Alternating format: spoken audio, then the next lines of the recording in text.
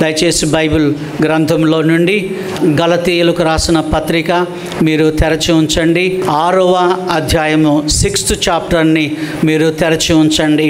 ఇక్కడ వ్రాయబడినటువంటి మాట విత్తుట కోయిట. మళ్ళీ చెప్దామండి, విత్తుట కోయిట. గలతీ 6:7లో మీరు గమనించండి. మోసపోకుడి, దేవుడు వెక్కిరించబడు, మనుష్యుడు ఏమి విత్తునో ఆ పంటనే కోయును. దేవుడికి వందనాలు చెల్లిస్తున్నాం. ఈరోజు మన అంశము విత్తుట కోయిట. దేవునికి వందనాలు చెల్లిద్దాం. ఒక వ్యక్తి కడప ప్రాంతంలో బాంబు పెట్టి ఇంకొక వ్యక్తిని చంపేశాడు. ఆయన నిర్దాక్షిణ్యంగా ఒకే స్థలంలో చనిపోయాడు. అదే వ్యక్తి ఎవరైతే బాంబు పెట్టి చంపేశారో ఆయన గౌలిగూడ దగ్గరికి వచ్చారు. ఆయన కారులో కూడా ఎవరో బాంబు పెట్టి ఆయనను చంపేశారు. డక్కన్ క్రానికల్ అని ఇంగ్లీష్ వార్తాపత్రిక ఉంది. ఆ ఇంగ్లీష్ వార్తాపత్రికలో ఈ వచనం రాశారు. ఏమని అంటే, మోసపోకుడి, దేవుడు వెక్కిరించబడ్డు, మనుష్యుడు ఏమి విత్తునో ఆ పంటనే కోయను. వాడు బాంబు పెట్టి చంపేశాడు, ఈయన కూడా బాంబు పెట్టబడి చచ్చిపోయారు అని ఆ పేపర్లో రాశారు. విత్తుట కోయిట. ప్రియమైన దేవుని బిడ్డలారా, నేను ఎందుకు ఈ అంశాన్ని నేను ఎంపిక చేసుకున్నాను అనంటే, దేవుడు మనకు ఎన్ని మాసాలు ఇచ్చాడండి? 12 మాసాలు. ఇది ఎన్నో మాసము? 7వ మాసం. 7 అంటే మనందరికీ చాలా ఇష్టమైనటువంటి అక్షరంగా ఉంది, నంబర్గా ఉంది. చూడండి, మన బైబిల్ గ్రంథంలో చూస్తే జనవరి, ఫిబ్రవరి, March, April, May, June, July, August, September, October, November, December 12 మాసాలు దేవుడు మనకిచ్చారు. నాకు చాలా ప్రియమైనటువంటి మాసం ఏంటంటే జూలై మాసము. ఎందుకు నాకు ప్రియమైనదిగా ఉంది అనంటే, ఈ జూలై అనే మాసముకి ఆ పేరు ఎలా వచ్చింది అని చాలామంది ఒకవేళ అడుగుతూ ఉండొచ్చు. ఏమని చరిత్ర చెప్తుందంటే, జూలియస్ సీజర్ అనేవాడు రోమన్ ఎంపైర్గా ఉన్నారు. ఆ రోమన్ చక్రవర్తిగా ఉన్నటువంటి జూలియస్ సీజర్ పేరు మీద ఈ జూలై అనే 7వ మాసం వచ్చింది అని చరిత్రకారులు చెప్తారు. సరే, నేను ఎందుకు ఈ జూలై మాసం అంటే నేను ఇష్టపడుతున్నానంటే దానికి చాలా కారణాలు ఉన్నాయి. ఒకటి, నా పాస్పోర్ట్లో జూలై 1వ తేదీన నేను పుట్టాను అని వ్రాయబడి ఉంది. వాస్తవానికి నేను అక్టోబర్ 5వ తేదీ జన్మించాను, కానీ నా పాస్పోర్ట్లో మా అమ్మ నాన్న వాళ్ళు వేసిన ఆ బర్త్డే ఉంది. వాళ్ళు కూడా టీచర్లే, ప్రీచర్లే, కానీ బర్త్డే వేరుగా రాశారు. నా పాస్పోర్ట్లో కూడా అదే ఉంది. ఎవరైనా గవర్నమెంట్ తరపు నుంచి విషెస్ చెప్పాలంటే జూలై 1వ తేదీ నాడు నాకు విషెస్ చెప్తూ ఉంటారు. రెండవది, మా అమ్మ బర్త్డే కూడా జూలై 1వ తేదీన ఉంది. కాబట్టి అమ్మ ఎప్పుడు నా బర్త్డే జరిగించమని అడుగుతూ ఉండేది. ఈ మధ్యకాలంలో అమ్మ లేదు, కానీ అమ్మను మేము జ్ఞాపకం చేసుకున్నాం. తర్వాత మూడవది ఏంటంటే, నేను మొట్టమొదటిసారి అమెరికా దేశంలో ప్రవేశించిన అడుగుపెట్టినటువంటి మాసం కూడా జూలై మాసమే. ఒక గెస్ట్ స్పీకర్గా కాలిఫోర్నియాలో బిడ్డలు పిలిచినప్పుడు నేను అక్కడికి వెళ్ళడము జరిగింది. ఇంకొక విషయం ఏంటంటే, 4వ విషయం ఏంటంటే, దిల్షుఖ్నగర్ బ్యాప్టిస్ట్ చర్చ్ వాళ్ళు వచ్చే ఆదివారము 35వ వార్షికోత్సవం జరిగించుకుంటా ఉన్నారు. 35 సంవత్సరాల కిందట జూలై మాసంలో 1వ తేదీన నేను అక్కడ పాస్టర్గా అపాయింట్ చేయబడ్డాను. అప్పుడే 35 సంవత్సరాలు అయిపోయింది అని ఆశ్చర్యచకితుడయ్యాను. దేవునికి వందనాలు. అక్కడ జూలై 1వ తేదీన శామ్యుల్ గారు నన్ను పాస్టర్గా అక్కడ ఉంచారు. అలాగనే నేను మొట్టమొదటిసారి విదేశాలకు వెళ్ళడం జరిగింది. యూరోప్ వెళ్ళాను. యూరోప్లో ఉన్నటువంటి ఒక అందమైన పట్టణం ఆమ్స్టర్డామ్కి వెళ్ళాను. అది కూడా జూలై మాసంలోనే డాక్టర్ బిల్లీ గ్రహాం గారు నాకు టికెట్ పంపించాడు. టికెట్ పంపిస్తే రావడానికి పోవడానికి అవి ఆధారం చేసుకొని నేను విదేశాలకు వెళ్ళడము జరిగింది. అన్నిటికంటే ప్రాముఖ్యమైనది ఏంటంటే, జూలై మాసంలో నేను యేసు ప్రభుల వారిని సొంత రక్షకునిగా నా హృదయంలో నేను చేర్చుకున్నాను. హల్లెలూయా చెప్దామండి. హల్లెలూయా గట్టిగా చెప్దామా? హల్లెలూయా. దేవునికి వందనాలు చెల్లించుకుంటున్నాం. మరి జూలై మాసంలో నేను డేట్ కూడా ఉంది నా దగ్గర. జూలై మాసం 20, 21, 22 ఎన్ని రోజులండి? 3 రోజులు మీటింగ్స్ జరిగాయి. విన్ క్యాంపియన్స్ అని జరిగాయి. విట్నెస్, ఇన్వాల్వ్మెంట్, నౌ అనే ఆ క్యాంపియన్స్ జరిగాయి. అందులో 3 సేవకులు అమెరికా దేశం నుండి వచ్చారు. టెనెస్సీ అనే ప్రాంతం నుండి వచ్చారు.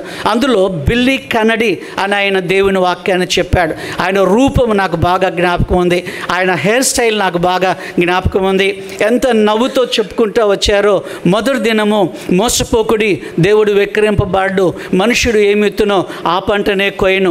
రెండవ దినం కూడా అనగా 21వ తేదీ కూడా మోసపోకుడి, దేవుడు వెక్కిరించబడ్డు, మనుషుడు ఏమి విత్తునో ఆ పంటనే కోయను. నేను అనుకున్నాను 3వ రోజు అంశం మార్చుకుంటాడేమో, ఇంకా ఏదైనా వచనం తీసుకుంటాడేమో అని నేను అనుకున్నాను.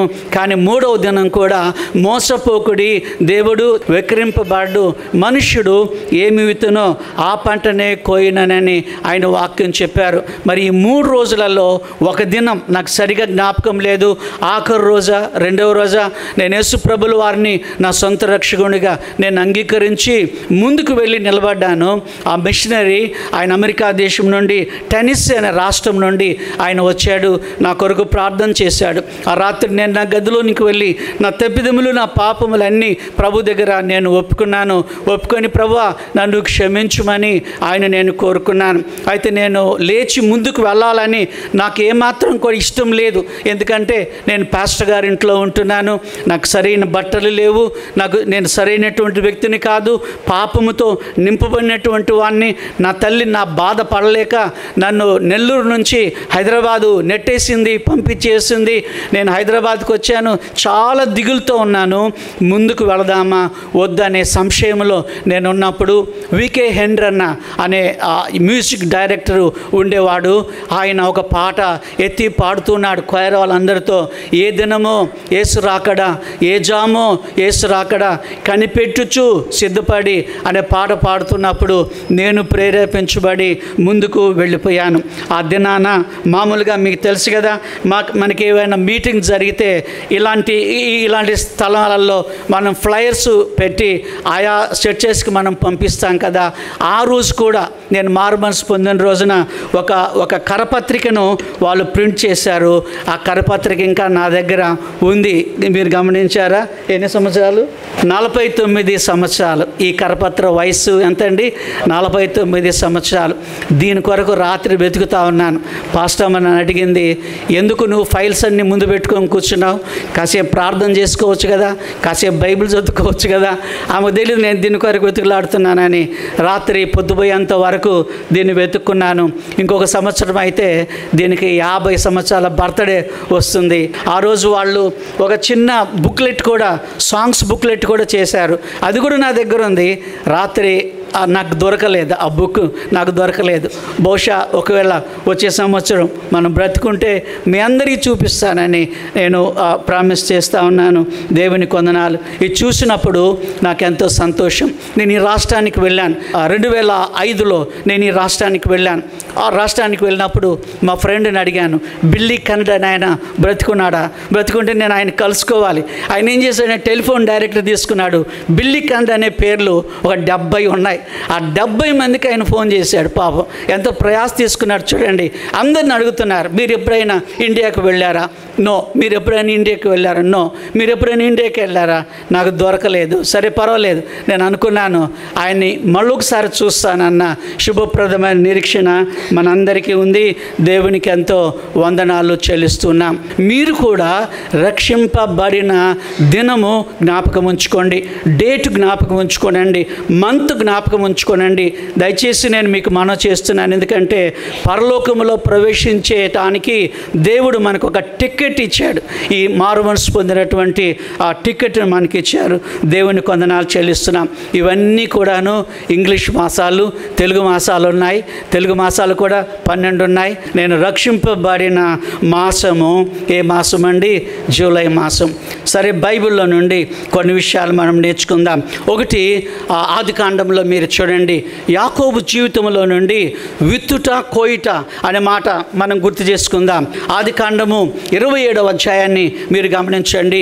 యాకోబు ఆ తండ్రిని మోసగించాడు, ఒకటి. రెండవది అన్నను మోసగించాడు, రెండవది. మూడవది మామను మోసగించాడు, కానీ దేవుణ్ణి మోసగించలేకపోయాడు.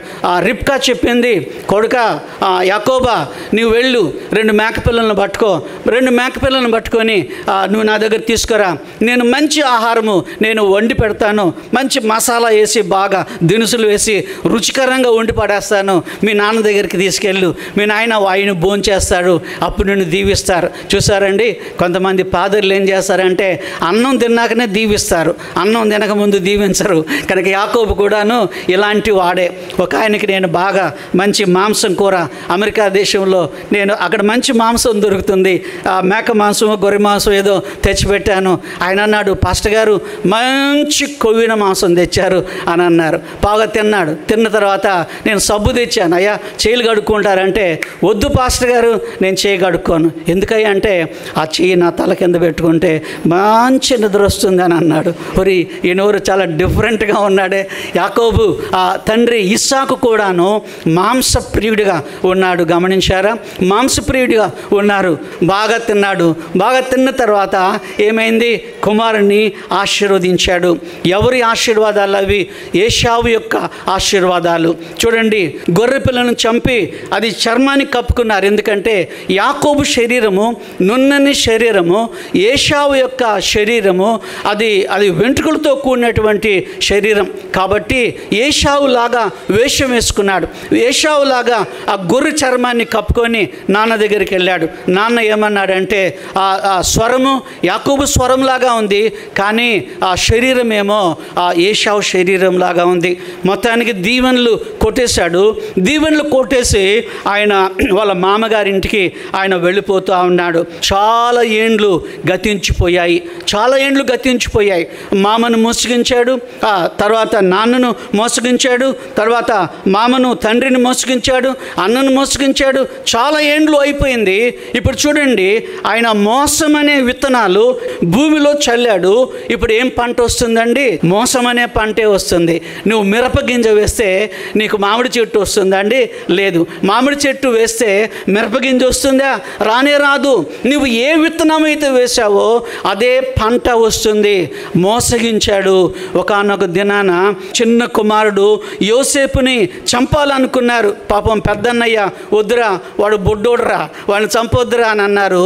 ఇస్మాయిల్కి అమ్మేసి వాడు షర్ట్ తీసేశారు, రంగురంగుల చొక్కా తీసేశాడు, మంచి నిపుణతో ఉన్నటువంటి చొక్కా తీసేసి దాన్ని గొర్రెపిల్ల రక్తంలో ముంచి నాన్న దగ్గరికి వెళ్ళి, నీ కుమారుణ్ణి ఏదో జంతువు చంపేసింది, ఇదిగో ఆయన యొక్క అంగి ఇదిగో అని చూపించినప్పుడు నేనేమనుకుంటున్నానంటే, ఒకానొక దినాన ఇదే గొర్రెపిల్లను చంపి ఆ చర్మాన్ని నేను కప్పుకున్నాను కదా, నా తండ్రికి చూపించాను కదా, ఈ దినం కూడాను యోసేపు అంగిలో యాకోబు యొక్క మోసము కనిపించి ఉండొచ్చు.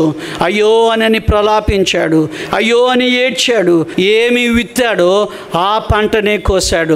ఏ విత్తనాలైతే భూమిలో వేశాడో అదే పంట. అయ్యో యోసేపు యోసేపు యోసేపు అని ప్రలాపించినట్టుగా బైబిల్ గ్రంథంలో మనం చూస్తూ ఉన్నాము. గమనించారా? వారు యోసేపు అంగిని 37వ అధ్యాయము 31వ వచనం చూడండి.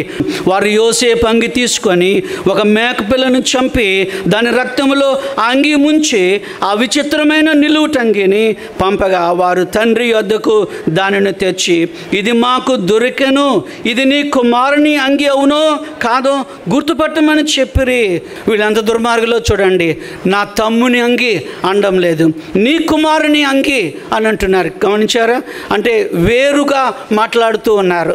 నా తమ్ముడు అనే మాట లేదు, కానీ ఇక్కడ ఏం చూస్తున్నామంటే నీ కుమారునిది కాదో అవునో ఒకసారి చూడమంటున్నారు. నేను చెప్పవలసిన విషయం ఏంటంటే, ఎవరినైనా నీవు మోసగించావా, నీవు మోసగించబడతావు, జాగ్రత్త. ఎవరినైనా ముంచావా, నీవు ముంచబడతావు, జాగ్రత్త. ప్రియమైన బిడ్డలారా, మా గ్రామంలో ఒక రెడ్డమ్మ గారు ఉంటూ ఉండేవారు. ఆమె దగ్గర బంగారు పెద్ద నెక్లెస్ ఉండేది. ఆమె ఇంటి ప్రకామ చాలా క్లోజ్, ఈ రెడ్డమ్మ గారికి చాలా చాలా క్లోజ్గా ఉంటూ ఉండేది. అయితే ఆ రెడ్డమ్మ గారి దగ్గరికి వెళ్ళి, అమ్మ అమ్మ నేను పెళ్ళికి వెళ్తున్నాను చెన్నైకి, నీ బంగారు నెక్లెస్ నాకు ఇమ్మంటే ఆ రెడ్డమ్మ గారు నమ్మి ఇచ్చింది. అది చాలా విలువైంది. ఆ తర్వాత ఆమె ఏం చేసిందంటే అలాంటిదే ఒక బంగారు నగను తయారు చేసి ఆ బంగారానికి బదులుగా వేరే డూప్లికేట్ ఏదో ఇచ్చింది. పాపం ఆ రెడ్డమ్మ గారు ఎక్కువ చదువుకోలేదు, అది డూప్లికేట్ అని ఆమె ఎంత మాత్రం కూడా గ్రహించలేదు. ఈమె మాత్రం సంతోషంగా ఉంది. మోసం చేశాను, కొన్ని వేల రూపాయలు నాకు వస్తాయని అనుకుంది. ఒకానొక దినము ఆ కుమారుడు పెద్దవాడు, వాడు కొంచెం దొంగ స్వభావం ఉన్నవాడు. వాడు ఏం చేశాడంటే వాడు కూడాను అలాంటి నగ కూడా తయారు చేసి అమ్మ దగ్గర దాని నుంచి అసలైన తీసుకెళ్ళి అమ్ముకున్నాడు. వాళ్ళ తల్లి దాన్ని గమనించింది. ఆమె అన్నది కదా, నేను రెడ్డమ్మ గారిని మోసగిస్తే నన్ను ఎవరు మోసగించారండి? నా కొడుకు మోసగించారని చెప్పుకుంటా వచ్చింది. ఎవరినన్నా మోసగించావా? ఎవరి దగ్గర డబ్బులు తీసుకొని ఎప్పుడు తీసుకున్నాము అని అన్నారా? ఎవరు ధనమన్నా కొట్టేయడానికి ఆ డూప్లికేట్ పేపర్లు ఏమన్నా తయారు చేసావా? జాగ్రత్త. ఒక అబ్బాయి, నాకు తెలిసిన అబ్బాయి ఉండేవాడు. ఆయన ఆ లెంటల్స్ మీద నుండి ఏదో రిపేర్ చేసుకుంటూ కింద దబ్బును పడ్డాడు. పడినందువలన ఈ నడుముకున్న వెన్నెముక విరిగిపోయింది. విరిగిపోతే నేను వారానికి ఒకసారన్నా వెళ్ళి నేను ఆయన కొరకు ప్రార్థన చేస్తూ ఉండేవాడిని. ఒక నెల దినాలైన తర్వాత ఏడవడం ప్రారంభించారు. నేను ఆయనతో అన్నాను, నాకు బంధువు అవుతాడు ఆయన. ఎందుకయ్యా ఏడుస్తున్నావంటే, పాస్టర్ గారు నేను ఆ పై నుండి కింద పడ్డానంటే నేను ఒట్టిగా పడలేదంటే అంటున్నారు. పోనీ ఎవరైనా పడేశారా? లేదు, నేనే పడ్డాను. దానికి ఒక కారణం ఉంది. ఏంటి అని అంటే నా బంధువుల్లో ఒకరికి ఇల్లు ఆమెకు రావాలని దొంగ సర్టిఫికేట్లు సంపాదించి దొంగ పేపర్లు సంపాదించి ఆమెకు రాసిచ్చానండి. అది నేను చేసిన పాపము, అందుకే నేను ఈ శిక్ష నేను అనుభవిస్తున్నానన్నాడు. ఇప్పటికి కూడా ఆయన కుంటుకుంటూ నడుస్తూనే ఉన్నాడు. పాపం మాత్రం జ్ఞాపకం ఉంది. నేను ఆయనతో ఏమన్నానంటే, దేవుని దగ్గర నీ పాపం ఒప్పుకో. ఏ విత్తనైతే నువ్వు వేసావో ప్రభువా, ఆ పంట నేను కొయ్యకుండా ఉండాలని దేవుని దగ్గర నీ పాపములు ఒప్పుకో అంటే ఆయన కన్నీటితో తన తప్పిదములు తన పాపములు ఒప్పుకున్నాడు.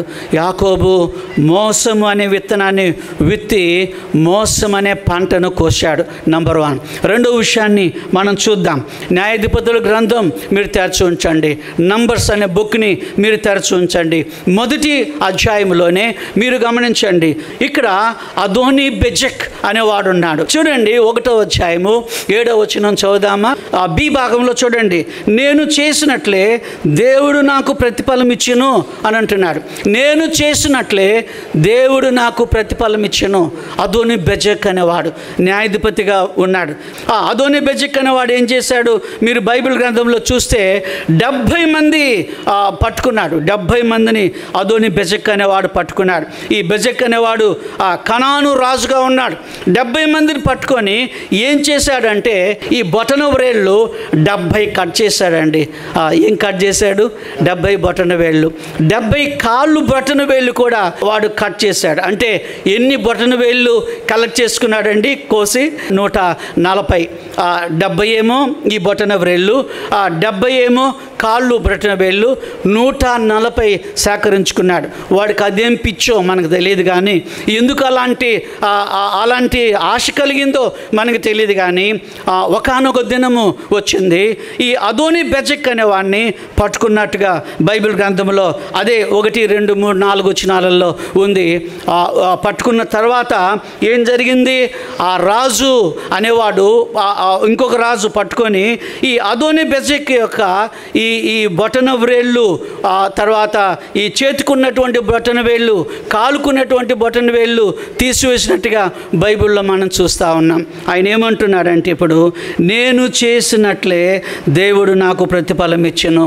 నేనేం చేశానో అదే దేవుడు నాకు చేశాడు. ఆయన అంటున్నాడు, 70 మంది రాజులు నా బల్ల దగ్గర అన్నం వేరుకుంటూ ఉండేవారు అని ఆయన చెప్తా ఉన్నాడు. పెరిజీలు, కనానీయులు వాడిని పట్టుకొని వాని కాలు చేతులు ఊడబీకినట్టుగా బైబిల్లో చూస్తున్నాం. మనుష్యుడు ఏమి విత్తునో ఆ పంటనే కొయ్యను. వాడు ఏం చేశాడు? ఈ బొటన వేళ్ళు లాగేశాడు, కాళ్ళ బొటన వేళ్ళు తీసివేశాడు. రాజులు వాడిని పట్టుకొని, కనానీయులు, పెరిజీలు ఈ అదోని బెజెక్ అనే వాడిని పట్టుకొని వీనికి కూడాను ఆ కాళ్ళు కొన్నటువంటి వ్రేళ్లను తీసివేసినట్టుగా బైబిల్ గ్రంథంలో మనం చూస్తున్నాం. నేను అనుకుంటున్నాను. ఎందుకు ఈ వ్రేళ్లను వినియోగించుకున్నాడంటే ఈ వ్రేలికి చాలా ప్రాముఖ్యత ఉంది. మనం ఒకవేళ అమెరికా దేశానికి వెళ్తున్నాం, అక్కడ పాస్పోర్ట్ ఆఫీసులో కానివ్వండి, వీసా ఆఫీసులో కానివ్వండి ఈ వ్రేలును ఉపయోగించుకుంటారు. ఎందుకంటే నాకున్నటువంటి ఈ గీతలు ప్రక్కన ఇంకెవరికి ఉండదు, నా తల్లికి కూడా ఉండదు. అనగా ఇది ఒక ప్రత్యేకమైంది. మరి కాళ్ళు బటన్ వేలు ఎందుకు తీసుకున్నారు? నేను మొన్న ఒక అబ్బాయిని చూశాను. అబ్బాయికి కాళ్ళు వ్రేళ్ళు ఏమీ లేవు, చేతులు కూడా ఇక్కడ వరకు ఏమీ లేదు. ఆ పిల్లవాడికి అన్నము వాళ్ళమ్మ కలిపెట్టింది. వాళ్ళమ్మ తినబెడతానంటే వద్దమ్మా నేను తింటాను. ఎలా తింటున్నాడంటే కాలి బటన్ వేలుతో అన్నం తింటున్నాడు. ఎంత విచిత్రమైన విషయమో చూడండి. కాలి బటన్ వేలుతోటి అన్నం తింటా ఉన్నాడు. విచారకరమైన సంగతి కదా. ఆ ప్రాముఖ్యమైనటువంటి ఆ వ్రేళ్లను అదోని బెజెక్ అనేవాడు ఊడదీసినట్టుగా చూస్తున్నాం. 70 మందిని వాడు ఆ బల్ల దగ్గర పెట్టుకున్నాడు. కింద పడే ముక్కలు తీసుకొని వాళ్ళు ఆహారాన్ని తింటూ ఉన్నారు. నేను చేసినట్లే దేవుడు నాకు చేశాడని అంటున్నాడు. అదోని బెజెక్ అనేవాడు 70 మంది రాజుల కాళ్ళు చేతులు బొటన వేళ్ళు పీకినప్పుడు దేవుడు కూడాను అదే పనిని జరిగించాడు. మూడో విషయాన్ని మనం చూద్దాం. మనుష్యుడు ఏమి విత్తునో ఆ పంటనే కోయును. దేవుని వాక్యములో ఇదే పుస్తకం న్యాయాధిపతుల గ్రంథం 9వ అధ్యాయాన్ని మీరు చూడండి. 9వ అధ్యాయంలో ఒక అబీమెలెకు అనేవాడు కనపడుతున్నాడు. న్యాయాధిపతుల గ్రంథం 9వ అధ్యాయము 5వ వచనాన్ని మీరు చూడండి. 5వ వచనంలో ఉంది, తర్వాత అతడు ఆ ఓఫ్రాలోనున్న తన తండ్రి ఇంటికి పోయి యెరుబ్బయలు కుమారులను తన సోదరులైన ఆ 70 మంది మనుషులను ఒక్క రాతి మీద చంపెను. ఏ రాయి మీద చంపాడండి? ఒక్క రాయి మీద. ఎవరు చంపారు? అబీమెలెకు అనేవాడు. ఎవరి కుమారులు వీళ్ళు? మీరు చూస్తే యెరుబ్బయలు యొక్క కుమారులు 70 మందిని ఒకే రాయి మీద కత్తిపెట్టి, ఒకే రాయి మీద. ఆ రాయి అంతా రక్తసిక్తమైంది కదా. దేవుడు చూచి ఊరుకున్నాడా? 70 మందిని రాయి మీద చంపాడే. ఆ రాయి వాడి కళ్ళ వచ్చి ఉండి ఉండొచ్చు. యెరుబ్బయలు పండుకుంటే ఒక పెద్ద రాయి కనపడి ఉండొచ్చు. ఆ రాయి మీద ఆ ఎర్రని రక్తము ఆ అబీమెలెకు కనిపించి ఉండొచ్చు. సొంత సహోదరులను, సొంత తల్లి పిల్లలను, వీళ్ళు మారుతల్లి పిల్లలు, ఆ పిల్లలని వాడు చంపేసినట్టుగా బైబిల్లో చూస్తున్నాం. తర్వాత అతడు ఓఫ్రాలో ఉన్న తన తండ్రి ఇంటికి పోయి యెరుబ్బయలు కుమారులను తన సోదరులైన ఆ 70 మంది మనుషులను ఒక్క రాతి మీద చంపెను. దేవుడు ఊరుకోలేదండి. దేవుడు ఊరుకోలేదు. కొన్ని ఏండ్లు గతించిపోయాయి, కొన్ని సంవత్సరాలు గతించిపోయాయి. తర్వాత ఏం జరిగింది? ఈ అబీమెలెకు అనేవాడు ఒక పట్టణాన్ని తగలబెట్టాలని వెళ్ళాడు. మనుషులందరూ కూడా ఒక గోపురం మీదకి ఎక్కి వెళ్ళిపోయారు, పైకి వెళ్ళిపోయారు. ఎందుకంటే కింద ఉంటే ఈ అబీమెలెకు అనేవాడు చంపుతాడేమని అందరూ పైకి వెళ్ళిపోయారు.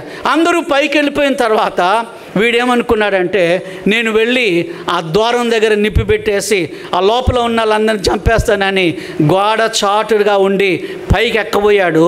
బైబిల్లో ఏం రాయబడి ఉందని అంటే ఒక స్త్రీ ఏం చేసిందో బైబిల్లో రాయబడి ఉంది. స్త్రీ ఏం చేసిందంటే అందరూ పైకి వెళ్ళారు, అందరూ మెట్లెక్కి గోపురం మీదకి వెళ్ళారు. కానీ ఒక్క మహిళ మాత్రం ఎందుకో తిరగటి పై రాయి తీసుకొని వెళ్ళింది పైకి. ఎందుకు వెళ్ళిందో మనకు తెలియదు. ఆమెకు ఎవరు చెప్పారో ఎందుకు తిరగటి రాయి తీసుకుని వెళ్ళాలి? ఒక తల్లి తెబేసు అనే తల్లి, తెబేసు స్త్రీ ఒక తిరగటి రాయి తీసుకొని పైకి వెళ్ళింది. అబీమెలెకు పైకి ఎక్కబోతున్నప్పుడు ఆ పై నుండి ఆ తిరగటి రాయి వీడి నెత్తి మీద వేసింది. వెంటనే చావడానికి రెడీగా ఉన్నాడు అబీమెలెకు అనేవాడు. ఏ రాయి మీద 70 మందిని చంపాడో అదే రాయి మీద ఒక మహిళ అబీమెలెకు నెత్తి మీద వేసినందువలన కపాలం పగిలింది. చావబోతున్నప్పుడు పనివాడిని పిలిచాడు. ఆ దగ్గరున్న పనివాడిని పిలిచారే, నేను ఒక స్త్రీ చేతిలో చంపబడ్డానంటే అది నాకు బహు అవమానకరంగా ఉంటుంది. కాబట్టి నీ కత్తి దూసి నన్ను చంపమంటే వాడి కత్తితో చంపాడు. దేవుడు ఊరుకోలేదు. మనుష్యుడు ఏమిత్తునో అబీమెలెకు ఏ రాయి మీద ఆ 70 మంది రాజకుమారులను చంపాడో, అన్నదమ్ములను చంపాడో అదే రాయి ఒక మహిళ తల మీద వేసి చంపినట్టుగా బైబిల్ గ్రంథంలో మనం చూస్తున్నాం. స్త్రీ చేతిలో చచ్చిపోవడం అనేది అవమానకరం. కానీ ఈయనేమో ఒక రాయి మీద చంపాడు, 70 మందిని చంపాడు. ఒక మహిళ రాజకుమారుణ్ణి, ఒక రాజును, ఒక న్యాయాధిపతిని చంపినట్టుగా బైబిల్ గ్రంథంలో మనం చూస్తూ ఉన్నాం. బలమైన గోపురం మీదకి ఎక్కింది పాపం ఆమె. ఎందుకు ఆ తిరగట్రాయి తీసుకెళ్ళిందో మనకు అర్థం కాదు. వాడి చావు ఒక మహిళ చేతిలో ఉంది. దేవుడు ఏర్పాటు చేశారు. చూడండి బైబిల్లో. తర్వాత అతడు ఓఫ్రాలో ఉన్న తన తండ్రి ఇంటికి పోయి యెరుబ్బయలు కుమారులు తన సోదరులైన ఆ 70 మంది మనుషులను ఒక్క రాతి మీద చంపెను అని చూస్తూ, ఆ తర్వాత బలమైన గోపురం మీద ఉండి వాని తల మీద రాయి వేసినందువలన వాడు చనిపోయినట్టుగా బైబిల్ గ్రంథంలో చూస్తున్నాం. తిరగటి రాయి మీద ఆ ప్రాణాన్ని పోగొట్టుకున్నాడు. ఇంకో మాట చెప్పి నేను ముగిస్తాను. మొదటి విషయం మనం గమనించాం. యాకోబు మోసమనే విత్తనం వేసి మోసమనే పంటను కోసాడు. రెండవది, అదోని బెజెక్ అనేవాడు 70 మంది బొటన వ్రేళ్ళు, చేతులు కాళ్ళు వ్రేళ్ళను ఆయన కట్ చేసినందువలన ఆయన కూడా అలాగే చేయబడింది. మనుషుడు ఏమిత్తునో ఆ పంటని కోయనని నేర్చుకుంటున్నా.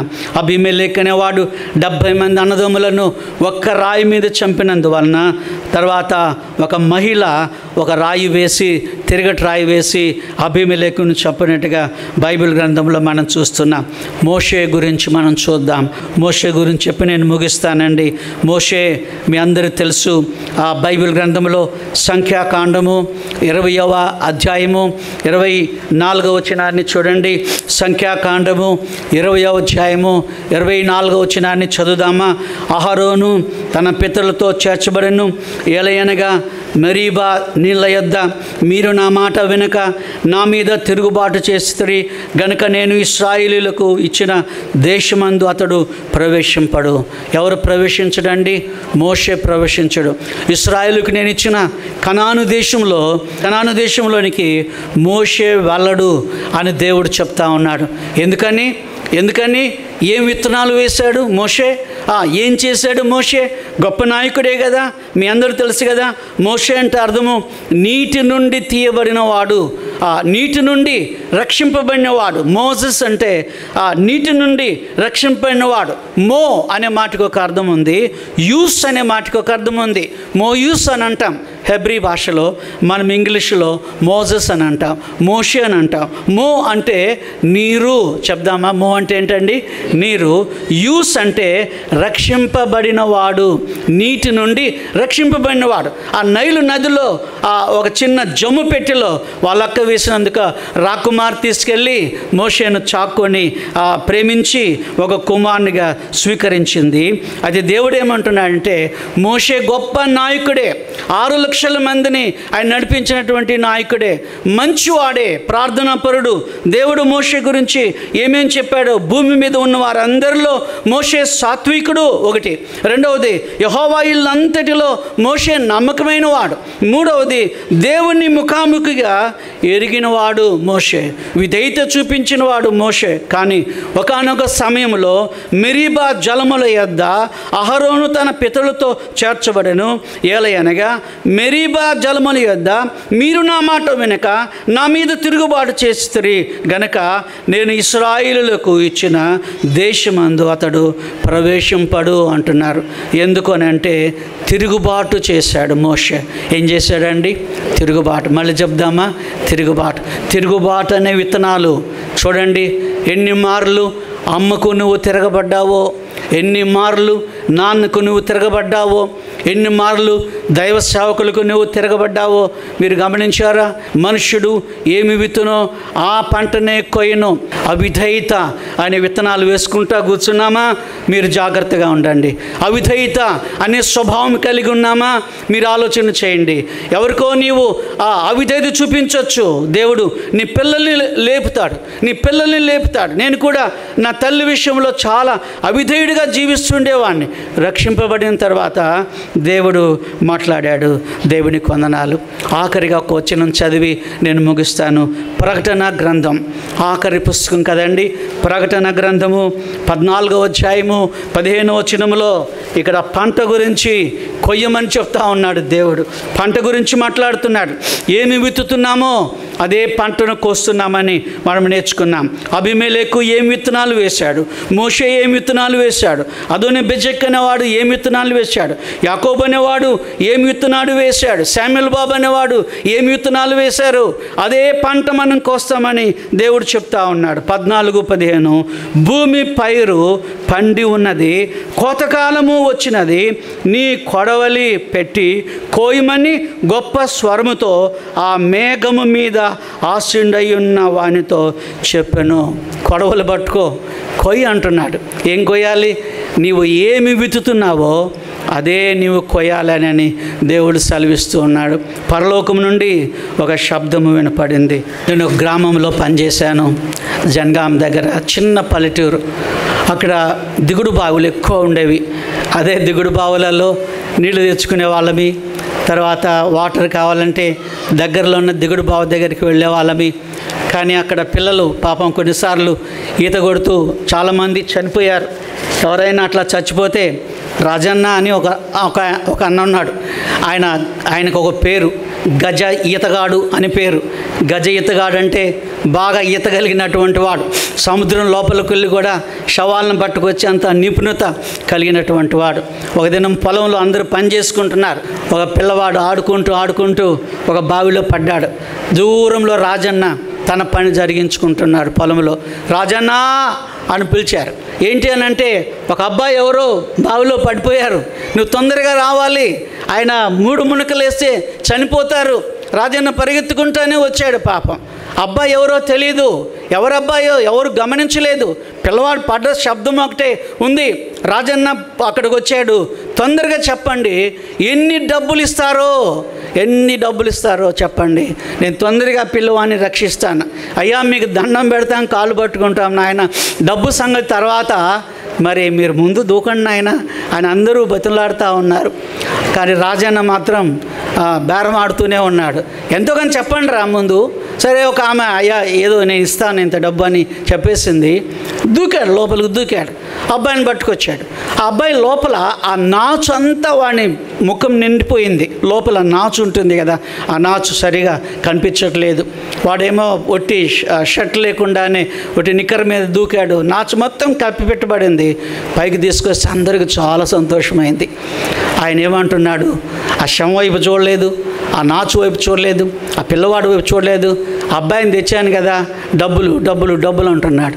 తీరాయా ముందు ఆ నాచంతా తీసేద్దాం, ఆ నాచంతా తీసేసిన తర్వాత చూద్దాం పిల్లవాడు ఎవరో ఏంటో. చచ్చిపోయాడు, అప్పటికే చచ్చిపోయాడు. తీరా ఆ నాచంతా దూస్తే వాడెవరో కాదు, రాజన్న కొడుకే వాడు, రాజన్న కుమారుడే. గమనించారా? మనుష్యుడు ఏమి విత్తునో ఆ పంటనే కోయను. నీవు ఏమి విత్తనాలు వేస్తున్నావో అదే పంట మనం కోయగలుగుతాం. ఒక కొడుకు నానమ్మ హోంలో ఉంది. నానమ్మ హోంలో ఉంటే పాపం రోజు వెళ్ళి దర్శించేవాడు. నానమ్మ మా నాన్న నేను తెచ్చి హోంలో పెట్టాడు, ఏమనుకోవద్దు నానమ్మ. అరే గాలి లేదురా, సరే నానమ్మ రేపు మంచి ఫ్యాన్ తీసుకొస్తాను. ఫ్యాన్ తెచ్చేసాడు మనవడు. నానమ్మకి చాలా ఆనందమైపోయింది. ఎంత మంచి మనవడు, నాన్నకి గాలి సరిపోవట్లేదురా. సరే నానమ్మ నెక్స్ట్ వీక్ కూలర్ తీసుకొస్తానన్నాడు. నానమ్మ కొరకు కూలర్ తెచ్చాడు. సరే ఆ గదిలో 4-5 ఉన్నారు. వాళ్ళు కూడా ఏమన్నారంటే, అయ్యా మాకు కూడా నానమ్మకలాగా గాలి కావాలంటే ఇలాంటి ఏసీ ఒకటి 50,000 పెట్టి ఆ మనవడు తీసుకొచ్చాడు. ఏసీ కూడా ఫిట్ చేసి పెట్టాడు. నాన్నతో చెప్పకుండా ఉన్నాడు. ఒకనొక దినం నాన్నమ్మ చచ్చిపోయింది. ఫ్యాన్స్ అన్నీ అట్లనే ఉన్నాయి, కూలర్ అంతా అక్కడే ఉంది, ఏసీ కూడా అక్కడే ఉంది. నాన్నమ్మ చనిపోయింది, భూస్థాపన జరిగింది. ఈలోగా ఆ నాన్నమ్మ కొడుకు వాడు కూడా రిటైర్డ్ అయిపోయాడు.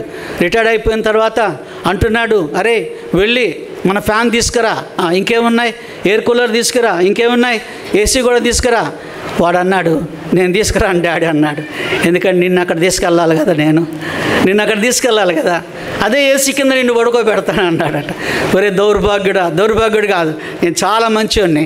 నాన్నమ్మ మంచము అలాగే ఉంది, నాన్నమ్మ ఏసీ అలాగనే ఉంది. ఒక వారం పెట్టాడు. ఆ పిల్లవాడు చాలా పట్టుదల కలిగినాడు. 1 వీక్ పెట్టాడు.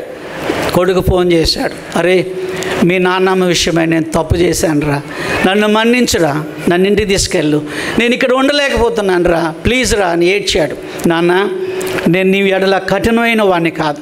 నాన్నమ్మ ఎంత బాధపడిందో అది నీవు గమనించాలి.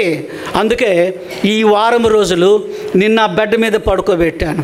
చెప్దామా, మనుష్యుడు ఏమి విత్తునో ఆ పంటనే కోయను. మళ్ళీ చెప్దామా, మనుష్యుడు ఏమి విత్తునో ఆ పంటనే కోయను. దేవుడు 49 సంవత్సరాల కిందట ఈ మాట మీద దేవుడు నాతో మాట్లాడాడు. ముందుకు వెళ్ళాలా వద్దా అనుకుంటున్నప్పుడు ఏ దినమో యేసు రాకడా, ఏ జామో యేసు రాకడా, కనిపెట్టి చూసి సిద్ధపడి అనే పాట పాడుతున్నప్పుడు ముందుకు వెళ్ళాను. ప్రభువుల వారిని హృదయంలో చేర్చుకున్నాను. ఆగస్టు నెల 2వ తేదీన రెవరెండ్ డాక్టర్ జి శ్యామలయ్య గారి చేతుల మీదుగా బాప్సం తీసుకున్నాను. తర్వాత వేదాంత కళాశాలకు వెళ్ళాను, చదువుకున్నాను. దేవుడు ఆయా గ్రామాలలో వాడుకున్నాడు నన్ను. పాస్టమ్మ గారిని నేను చర్చిలో ఉన్నప్పుడే పాస్టమ్మ గారు నాకు పరిచయం అయ్యారు.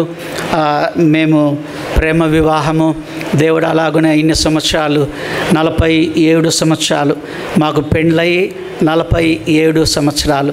ప్రేమైన దేవుని బిడ్డలారా, కొంతమందిని నేను చూస్తూ ఉంటాను 40 రోజులు కూడా కలిసి ఉండని భార్యాభర్తలు ఈ రోజుల్లో ఉన్నారండి. 40 రోజులు కూడా, నెల దినాలు కూడా ఫోన్లు చేస్తారు. అయ్యగారు మేము కొట్టుకున్నాం, అయ్యగారు మేము తిట్టుకున్నాం, అయ్యగారు మీరే కదా పెళ్లి చేసింది అని అంటారు. 40 రోజులు కూడా కలిసి ఉండలేరు. కానీ ప్రియమైన బిడ్డలారా, 50 సంవత్సరాలు కలిసి ఉన్న బిడ్డలు, మొన్న మా బావగారు 58వ పెళ్లి రోజు చేసుకున్నాడు. నేను కూడా వెళ్ళాను. కానీ నాకు ఒక అదృష్టం ఏంటంటే అంత పెద్ద చర్చిలో 25,000 మంది ఉన్నారు. నారాయణగూడ బ్యాప్టిస్ట్ చర్చిలో పాస్టర్ గారి పెళ్ళిలో పాల్గొన్న నేను ఒక్కనే మిగిలాను. నాకు చాలా అతిశయం అది. నేను ఒక్కని, ఎవరు లేరు, వాళ్ళ పెళ్లి చూసిన వాళ్ళు ఎవరు లేరు. నా తల్లి లేదు, నా తండ్రి లేరు, వాళ్ళు చనిపోయారు. నన్ను ఒక్కడిని దేవుడు సాక్షిగా నిలబెట్టాడు. హల్లెలూయా చెబుదామా? హల్లెలూయా. ఏ దినమో యేసు రాకడా ఆ పాట ఒకవేళ పాడకపోతే నేను ముందుకు వెళ్ళి నిలబడి ఉండేవాడిని కాదు. తలలు వంచండి, ప్రార్థన చేసుకుందాం. ఏ దినమో యేసు రాకడా, ఏ జామో యేసు రాకడా, ఏ దినమో యేసు రాకడా, ఏ జామో యేసు రాకడా, ఏ దినమో యేసు రాకడా. నీతి రాజ్యములో తన వారికి నివాస స్థలము సిద్ధపరచే, నీతి రాజ్యములో తన వారికి నివాస స్థలము సిద్ధపరచే, నిత్యంబు తనతో సహవాసముంచను, నిత్యంబు తనతో సహవాసముంచను. నీతి సూర్యుడు తిరిగి వచ్చునే, ఏ దినమో యేసు రాకడా, ఏ జామో రాకడా, ఏ దినమో యేసు రాకడా.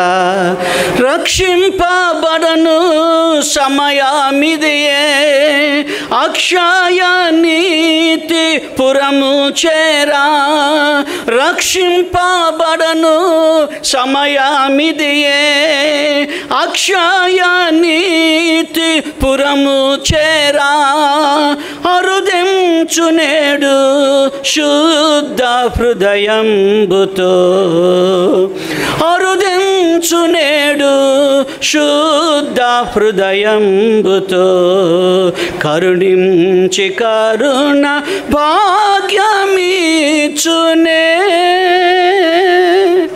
ఏ దినమో అందరం పాడదాం. ఏ జామో యేసురాకడా ఏ దినమో యేసురా నిలబడదాం అందరం. ఏ జామో యేసురాకడా ఏ దినమో యేసురాకడా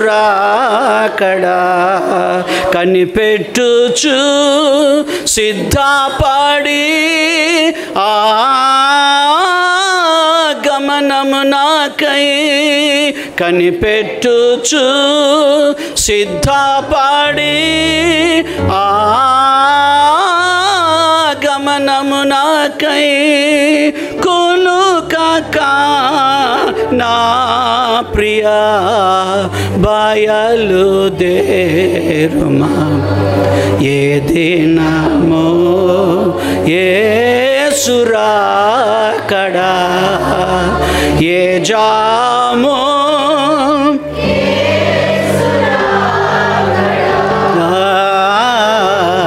ఏ దినమో యేసురాకడా కనిపెట్టుచు సిద్ధపడి గమనము నాకై కనిపెట్టుచు సిద్ధపడి గమనము నాకై కొనుకక నా ప్రియా బయలుదేరుమా ఏ దినమో యేసురాకడా ఏ జామో యేసురాకడా ఏ దినమో యేసురాకడా ఏ జామో యేసురాకడా ఏ దినమో యేసురాకడా. ప్రార్థన చేసుకుందాం. ప్రభువా, మేము ఏ విత్తనాలైతే వేసామో ఆ పంట మేము కొయ్యకుండా నీ క్షేమాన్ని మాకు దయచేయమని వేడుకుంటున్నాం. మనుషుడు ఏమి విత్తునో ఆ పంటనే కోయినని 49 సంవత్సరాల కిందట హైదరాబాద్ బ్యాప్టిస్ట్ సంఘంలో మీరు నాతో మాట్లాడినందువలన నా తప్పిదములు నా పాపములు మీ సముఖంలో ఒప్పుకొని మిమ్మల్ని సొంత రక్షకునిగా నేను అంగీకరించి మారు మనసు పొంది అభిషక్తుల ద్వారా నేను బాప్సం తీసుకున్నాను. మోషే అవిధేయత అనే విత్తనాలు భూమిలో వేసినందువలన పంట కోసాడు. ప్రభువా, మీకు వందనాలు. యాకోబు తండ్రి మోసమనే విత్తనాలు వేసినందువలన పంట కోసినట్టుగా మీ బైబిల్ గ్రంథంలో మేము గమనిస్తున్నాం. మీకు వందనాలు చెల్లించుకుంటున్నాం. అలాగనే ప్రభువా, అదోని బెజెక్ అనేవాడు, అబిమెలెక్ అనేవాడు ప్రభువా మనుషులను రాళ్ళ మీద చంపినందువలన వాళ్ళు కూడా రాయి మీదనే చచ్చిపోయినట్లుగా, రాతి కింద చచ్చిపోయినట్లుగా నీ వాక్యములు మేము గమనిస్తున్నాం. ఏ వ్రేళ్ళైతే తీసి పడేశాడో 70 మందికి అవే వ్రేళ్ళను తీయబడ్డట్టుగా నీ వాక్యములు మేము గమనిస్తున్నాం. ప్రభువా, మీకు వందనాలు చెల్లించుకుంటున్నాం. ప్రభువా, మేము పంట కోయకుండా ఉండేలాగా చేయండి స్వామి. మీకు వందనాలు చెల్లిస్తూ ప్రార్థన ఆలకించినందుకై స్తోత్రాలు స్తుతులు చెల్లిస్తూ యేసు నామం బట్టి అడుగుచున్నాం తండ్రి. ఆమెన్.